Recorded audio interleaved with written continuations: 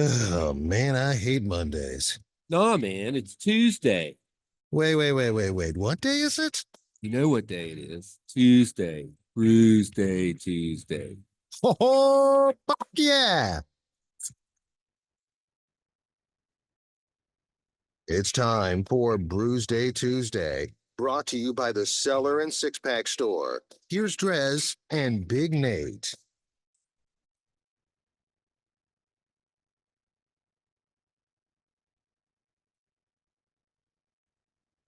Ha! Tricked ya.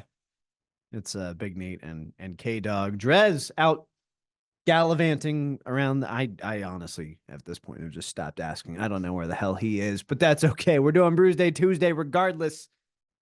And I'm joined by K-Dawg. Kyle, thanks for coming in. Yeah, good to be back. You kind of had to be here anyway because you're filling in for Drez, but I want you to know I appreciate you doing it. This is Brewsday Tuesday, brought to you by the Cellar Restaurant and Six Pack Store. We're taking a little ride. The weather's been cooler.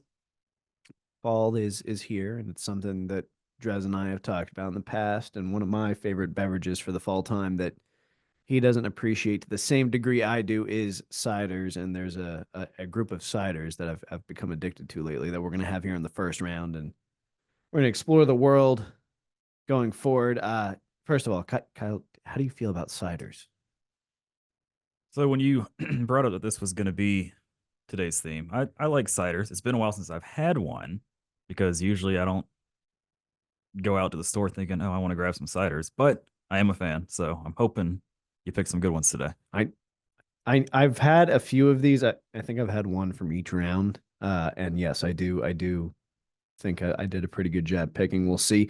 I've got the Potter's Craft Cider Grapefruit Hibiscus Session Cider. This is another thing that Drez and I frequently disagree on. He does not like grapefruit. I happen to love it.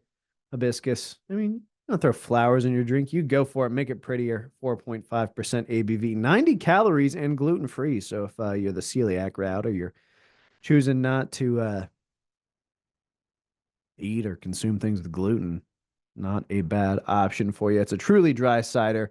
The ingredients are Virginia apples, hibiscus tea, grapefruit peel, cider with natural flavors. So we're going to enjoy it. Of course, this is coming out of Charlottesville, Virginia. Now, you're going to have to tell me which one I got over here because I'm not seeing anything that indicates the flavor on this can here. That's the, you've got the petite cider. The petite cider? Yeah, and it should have ingredients along the side. If you look, we've got where you got the glass pouring. We have the Virginia apple, water, and yeast. That's the ingredients list for this one. That one is truly a traditional cider, and then that's the thing I like about. We'll talk about this more in one of the later rounds. There is a cider company that's very big that is also in Virginia that does not do traditional cider. A traditional cider should be dry, should be closer to champagne, and frankly, they're absolutely delightful. Sometimes they have a lot of sulfites in them, and you get heartburn. Have you run into that? You're still probably about what 10 years younger than me. I've reached a point where in my life, if I drink something that's like too high in sugar, I get heartburn like an old man. I have not had that experience yet. I don't think I've ever had heartburn. Oh, okay. Well, it's something to look forward to. We'll put that on your list for the future. This first time you experience it, I'm just gonna go ha, and then I'll probably double over in pain. Now, if you look at mine, it's this beautiful bright red. I do want to talk about some things that I've noticed going on with you. This was kind of to put you on the spot.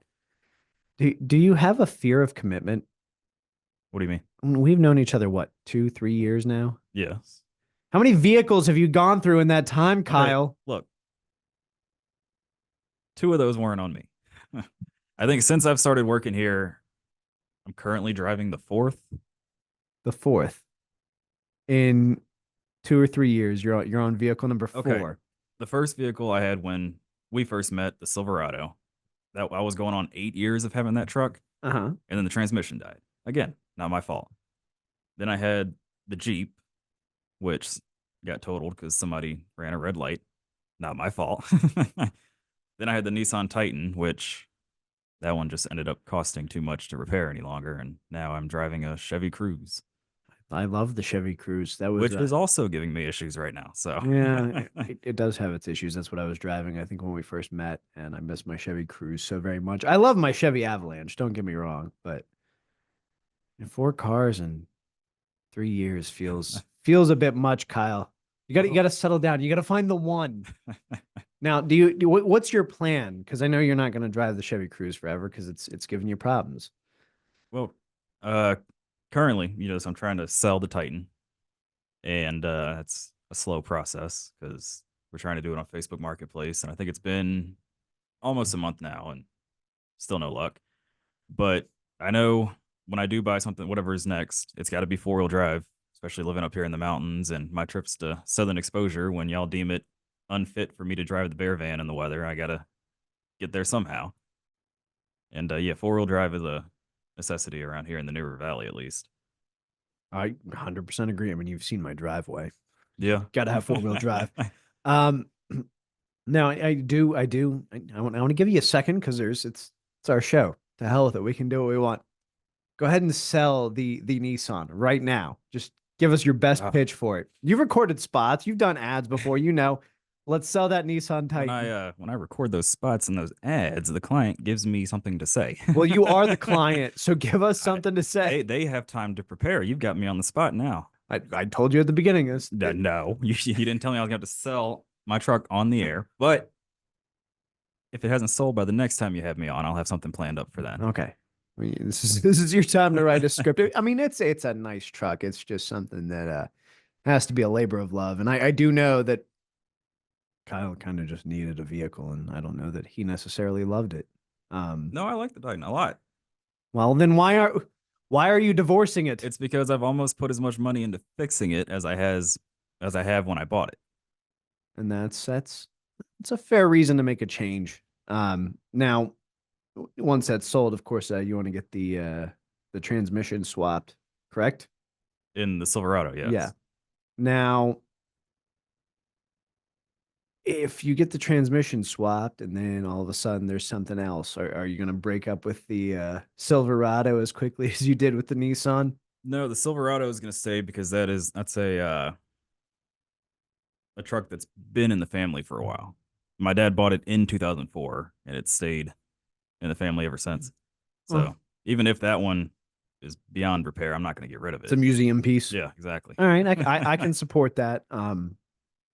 It's kind of like the Avalanche I'm driving. I think all of my in-laws learned to drive in that vehicle, and then my Cruze died, and my sister-in-law said it was just sitting there, and I took it, and I absolutely love the damn thing.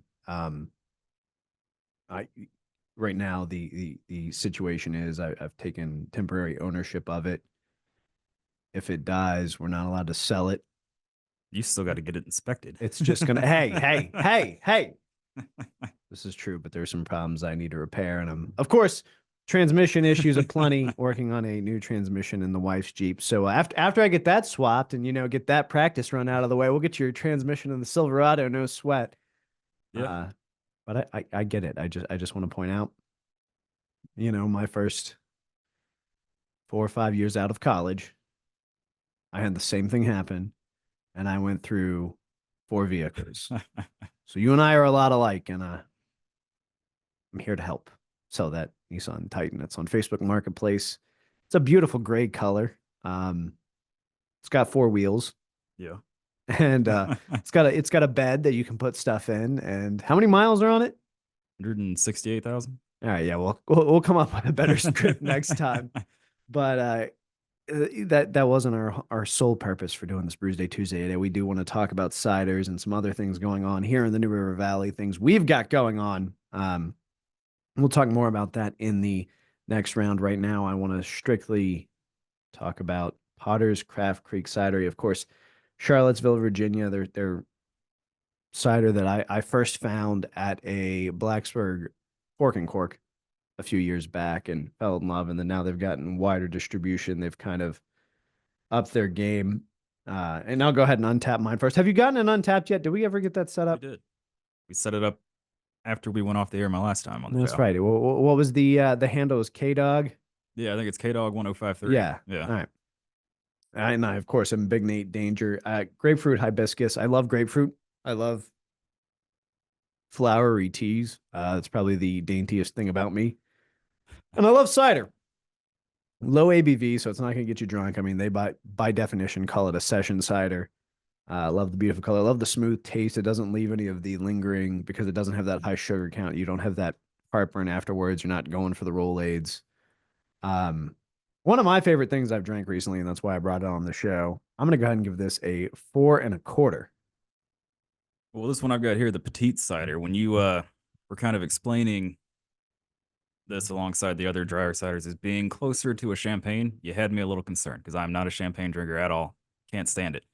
And I do get the taste with this, but it's actually good. You get a little bit of the apple with it. It's got the kind of a champagne overtone to it, but it's actually really good as far as straight and apple, non-extra flavoring ciders go. I'd give it a 3.8. Okay, so we'll call it a 3.75 because you can only do it in units of 0.25. See, that's how you know I'm still new at this Untapped. But what's your experience been with champagne? Is it Andre? Because all of my experience is like Andre. I couldn't, and I can't imagine that's a quality product. I couldn't tell you which one it was. It was at my old roommate Zach's wedding. Was my last experience with champagne, and it just was not a good one. See, we specifically did not have champagne at our wedding because I drink it once a year. It's really good if you mix it with cranberry juice. It's a decent mixer. I like mimosas, but yeah, champagne by itself can be headache inducing. Sometimes it's just dry. It's like way too close to a seltzer. I do not find that being the case with traditional cider, and I don't think traditional champagne is the way. Next round, because we've got 2 more coming your way on Brewsday Tuesday, brought to you by the Cellar Restaurant and Six Pack Store. We are going to be digging into the world of citrus in beverages. Still a cider. I may have messed up. We'll explain that more in the next round. In the meantime, a little 90s noon action at like 6:15 in the afternoon. Brewsday Tuesday. More on the way on 105.3 The Bear.